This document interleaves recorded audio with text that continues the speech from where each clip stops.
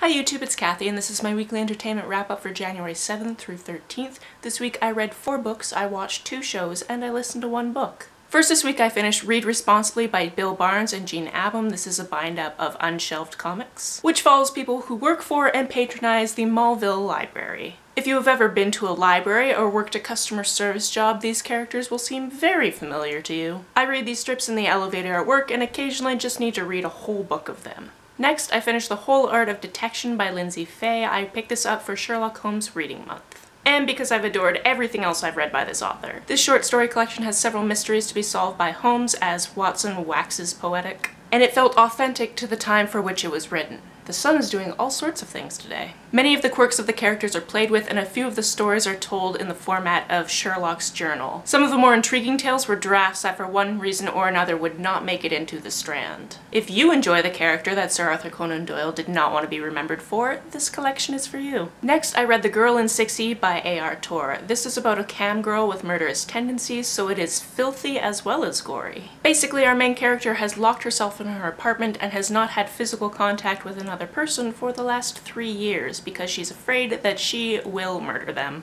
To make a living, and she gets quite rich by doing so, she works as a cam girl, with a super intricate multi-camera dorm room set with costumes, toys, and professional lights. I don't want to get too much into the plot, but just know going into this that it is heavy on the sex and occasionally very bloody, which I personally enjoyed, but I know is not everyone's taste. There's an intriguing murder mystery aspect to this book, and it's the first in a series I hope to continue. Finally, this week I read The Hating Game by Sally Thorne. Chelsea over at Chelsea Stalling Reads read this 5 times last year and gave it 5 stars every time, so I just had to see what the hype was about. This is a hate-to-love contemporary romance that follows Lucy as she battles her office rival, Joshua. They worked in separate publishing houses that eventually merged, and since day one it's been snark. The chemistry between these two is outstanding, and I can see why Chelsea keeps going back to it. These two are quirky and snarky, and although I saw the big scandal reveal coming, I did not enjoy it any less for that. If you want a contemporary love story with sass, The Hating Game is what you should pick up.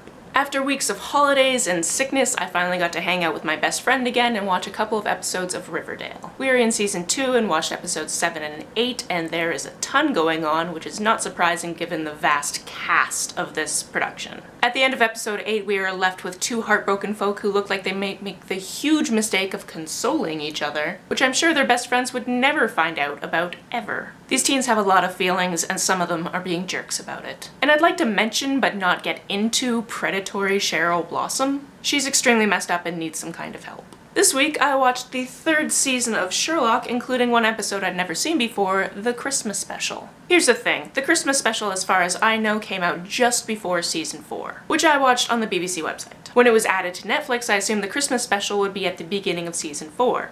It wasn't. It was counted as season 3? I hadn't gotten around to finding it until I noticed that the next episode after the conclusion of season 3 wasn't the first episode of season 4. Anyway, as always, enjoyable. I remembered hearing that some people didn't care for the Christmas special, in which Sherlock attempts to solve a crime from the late 1800s in his drug-addled head, which basically puts the characters in Baker Street back when the stories were originally set. But I thought it was fun. It gave them a chance to use a couple of iconic lines that had never been used in the show before. The game is afoot, and elementary, my dear Watson. If I'm not mistaken, that second line never appeared in the books, but was part of the Basil Rathbone stretch of movies that happened in the 1930s and 1940s. And thus concludes random trivia I acquired as a child and for some reason still know. This week I listened to The Obelisk Gate by N.K. Jemisin. This is the 2nd in the Broken Earth trilogy. It takes place on an Earth where a 5th season occasionally comes, and depending on the length of the season, it can devastate the population. This series also has an interesting magic system called orogeny, where certain people are born with the ability to sense movements in the earth as well as to make the earth move, and that's just for starters. This is the 2nd in a series, so I won't go too far into the plot, but we are introduced to a lot of new characters and some old characters pop up.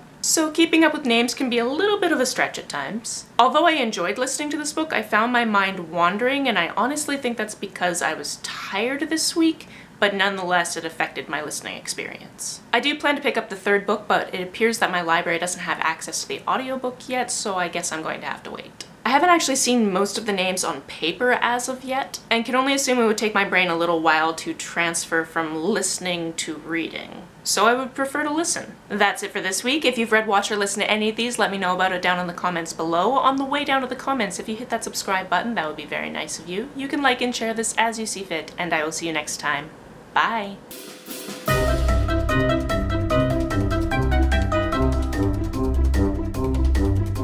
Why do people have to idle their cars outside my house? I'm filming a video, guys.